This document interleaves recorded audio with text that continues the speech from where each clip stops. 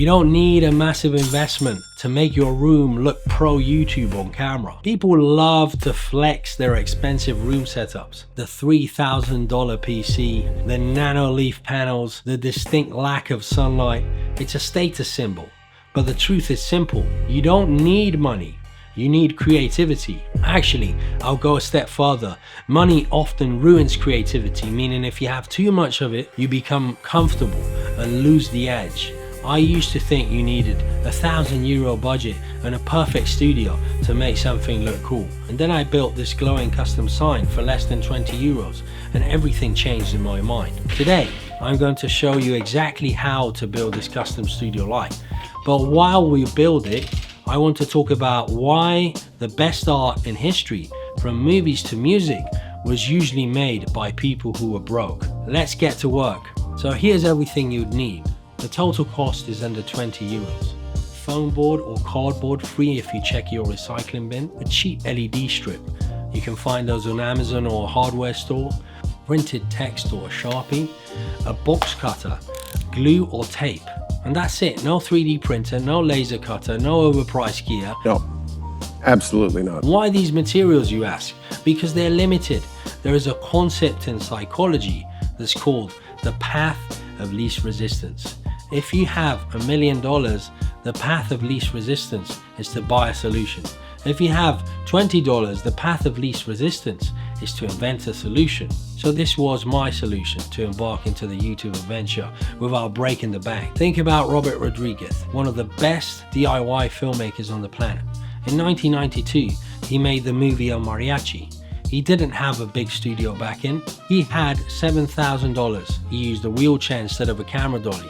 He used practical lights. That movie launched a career. It had grit, it had soul, and more importantly, it was original and extremely creative, all through his own limitations. Compare that to huge budget flops. Look at The Flash or Cats, hundreds of millions of dollars and limited resources, and yet they feel empty. Why? Because when you can afford to do anything, you stop making difficult choices. And art is a choice. So let's make some choices with this mood board. Step 1, the design. This is your pre-production. Start with your channel name, a logo or a kanji character. Print it out or draw it freehand. While you trace this, think about the intention. When you buy a neon sign from a store, you're buying a product. When you make this, you're building a prop. So this is a key part of your art direction and channel ethos. Consider a paranormal activity. It cost $15,000 to make. It took place in one house. No music, no big stars, just a camera and anxiety. It made nearly 200 million. Why? Because the lack of budget forced them to make it feel real. If they had 50 million, they would have shown a CGI demon in the first 10 minutes and it wouldn't have been scary at all. Your design here should be simple. Don't overcomplicate it. The constraint of I have to cut this by hand forces you to make a bold, clean design. That is a good thing. Step 2, cutting and shaping. This is your production stage. Carefully cut the letters or the full outline. Take your time here. If you mess up, you don't lose money, you lose time. And time is the only currency that actually matters in art. Steven Spielberg famously filmed Jaws with a mechanical shark that kept breaking. Because the shark didn't work, he had to imply the shark's presence with music and barrels floating on the water. The budget limitation and technical failure made the movie a masterpiece of suspense. If he would have had today's CGI technology, maybe the film wouldn't have been so gut-wrenching and the narrative would have suffered immensely. If Spielberg had a perfect CGI shark in 1975, Jaws would have just been another monster movie. So if your cardboard isn't perfect, paint it, distract the eye.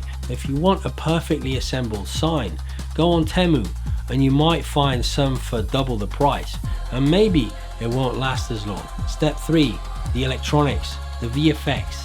Stick the LED strip inside the shape or onto the back of the floating letters.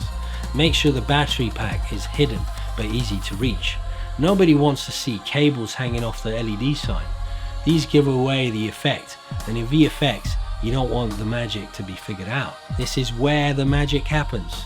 Look at this wiring. It's ugly, it's messy, it's held together by tape.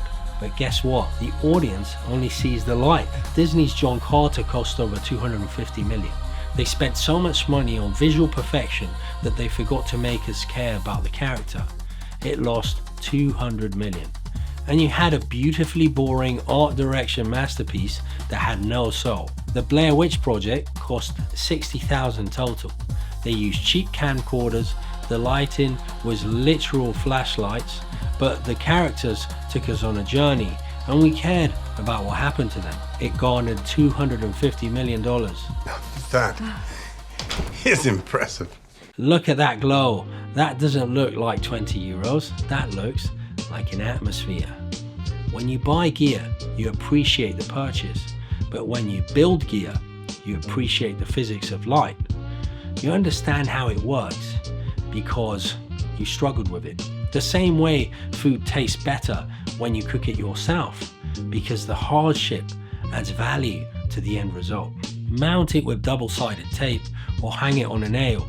In my case, I needed some strong hooks as I used a plank of wood that I found in the rubbish. We are conditioned to think we need to pay to win in content creation. If I just buy that Sony camera, if I just get that Shure SM7B microphone, then I'll be a real creator. That is a lie. This sign costs less than a Domino's pizza, and it gives the room more personality than a $300 Nano Leaf setup ever could. Why? Because it's unique. Nobody else has this sign. It is custom made for me, by me. There is a merit to creating without a budget. It forces you to respect the craft. When you have a budget, you solve problems with your wallet. And when you have no budget, you solve problems with your brain.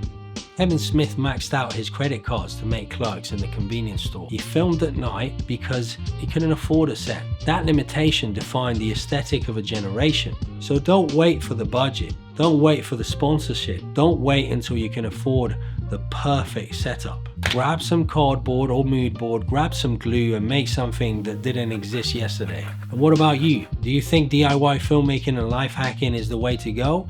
Or do we need to only work with big budgets?